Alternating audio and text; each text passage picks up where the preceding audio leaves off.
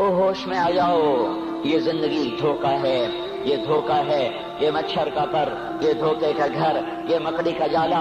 چڑھتا سورج مت دیکھو، ڈوبتے سورج کو دیکھو، دیکھتے نہیں اور صبح کی رانائیاں وہ ابھی اپنا نشہ اتار نہیں پاتی کہ ایک دم مغرب کا افق ان کو دبوچ کر ساری رونق کو چھین لیتا ہے اور اس کی رونق کو اندھیروں میں بدل دیتا ہے، دن کی چمک دمک کو سیاہیوں میں بدل کر رات آنے والی، شام آنے والی، ڈوبنے والا سورج وہ پکار پکار کے کہتا ہے یہ دھوکے کا گھر ہے، اس کے چکر میں نہ پڑنا۔ آج شیشوں کے سامنے کھڑا ہوا جوان کیا لڑکی کیا لڑکا کبھی یوں دیکھتا ہے، کبھی یوں دیکھتا ہے، کبھی یوں دیکھتا ہے، کبھی یوں دیکھتا ہے، کبھی یہ کندھا کبھی یہ کندھا، پیچھے بھی شیشہ لگایا ہوا ہے، پیچھے سے بھی دیکھتا ہے، آگے سے بھی دیکھتا ہے، اوپر شیشے کر کے دیکھتا ہے، دائیں زاویے سے دیکھتا ہے، بائیں زاویے سے دیکھتا ہے، کبھی اپنی آنکھوں کو دیکھتا ہے، کبھی اپنے ماتھے کو دیکھتا ہے، کبھی اپنے گال دیکھتا ہے، اپنے حسن پہ اتراتا ہے اور اپنی تعریف کا طلبگار بنتا ہے۔ چند صبحیں چند شامیں، بس چند صبحیں چند شامیں، پھر کیا ہوا؟ دیکھو دیکھو آج مکڑیاں آ گئیں، بڑھاپے کی مکڑیاں آ گئیں اور انہوں نے بڑھاپے کی جھریوں کا تانا بانا بن دیا ہے۔ اب اسے کہتے ہیں شیشہ دیکھو، کہ تم میں نہیں دیکھتا۔ آج وہ شیشہ دیکھنے کی سکت نہیں مجھے شیشہ نہ دکھاؤ، یہ میں نہیں ہوں، یہ میں نہیں، یہ تو ہی ہے۔ نہیں میری تو بڑی جوانی تھی، بڑا حسن تھا، میں تو وقت کی زلیخا تھی، میں تو وقت کا یوسف تھا۔ تو آج دیکھ تو صحیح، تیرا ہی چہرہ ہے۔ یہ جھریاں کہاں سے آئیں؟ یہ بڑھاپے کی مکڑیوں نے کس وقت حملہ کیا؟ تو نے تو بڑے زور لگائے تھے کہ بڑھاپا نہ آنے پائے، چہرے کی رونق نہ جانے پائے، لاکھوں قسم کے تم نے میک اپ کے سامان خریدے اور کن کن مشقتوں سے تو نے اپنے جسم کو سنوارا بنایا، پر تو آج اپنا چہرہ کیوں نہیں دیکھتا؟ آج نظریں، وہ نظریں ہرنی جیسیاں، اس کی تو ہرنی جیسیاں، آج وہ آنکھ کا پپوٹا ہی نہیں اٹھ رہا، آنکھ اٹھنے سے انکار کر رہی ہے، آنکھ اٹھنے سے انکار کر رہی ہے، اور اس کی تو بڑی ناز و انداز والی چال ہے، اور آج اس سے قدم نہیں اٹھائے جا رہے، آج اس کو ویل چیئر پہ بٹھایا جا رہا ہے۔ وہ مجھے نصر اللہ بٹ ملا، پہلے فلموں میں کام کرتا تھا، اب تو ماشاءاللہ 3 چلے لگے، بڑی داڑھی۔ تو یہ اس زمانے میں، ہمارے زمانے میں فلموں میں کام کرتا تھا، تو کہنے لگا میں 3 من کی بوری کو یوں اٹھا کے پھینک دیتا، 2 انگلیوں میں پکڑ کے یوں اٹھا کے پھینک دیتا تھا، آج مجھ سے خود زمین سے اوپر اٹھا نہیں جا رہا ہے۔ ہاں یہ میرے بھائیو، آنے والی صبح اور شامیں وہ ہمیں اپنے چہرے ہمیں اوپرے نظر آتے، نہیں میں نہیں، تو ہی ہے۔ میری جوانی کہاں گئی؟ اسے دنیا کھا گئی۔ میری رونقیں کہاں گئی؟ اسے دنیا لے گئی۔ میرا حسن کہاں چلا گیا؟ وہ شام کے ساتھ ڈھل گیا۔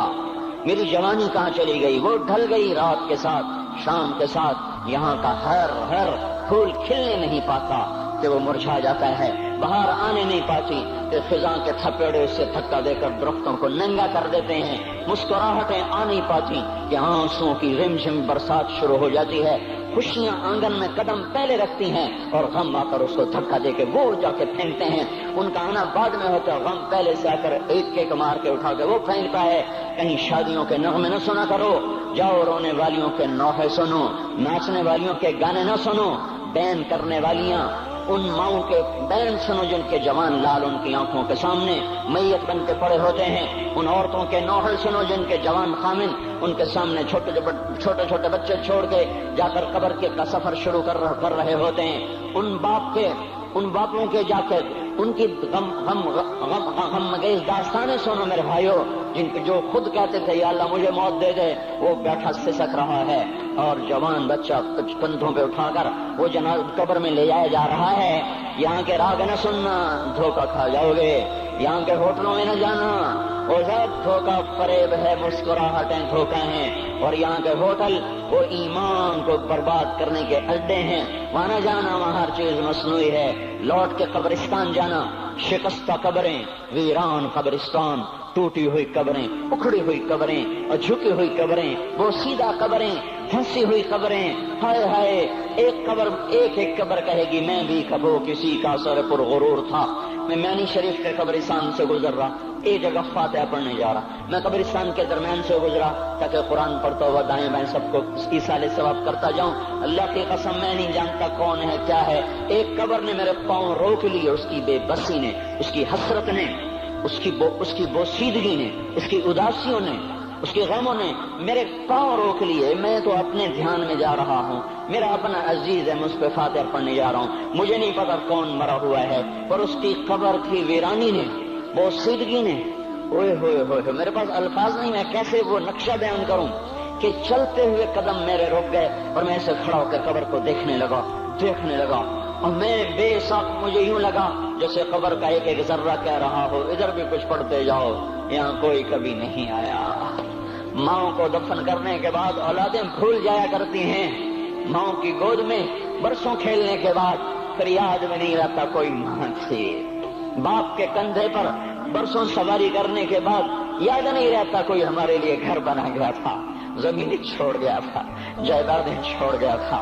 وہ ایک محرم میں چلے جاتے ہیں. اگر یہ رسم نہ ہوتی تو شاید کوئی قبروں پہ بھی نہ جاتا. اپنی مصروفیتیں, جب آدمی خود باپ بنتا ہے باپ بھول جاتے ہیں. جب خود بچی ماں بنتی ہے مائیں بھول جاتی ہیں. جب اپنی دوستیاں بنتی ہیں بھائی بھول جاتے ہیں. کون مرے ہوئے کو یاد رکھتا ہے؟ یہ فنا کی جھوک ہے, مٹ جانے کا مقام ہے, کوئی کسی کو یاد نہیں کرتا.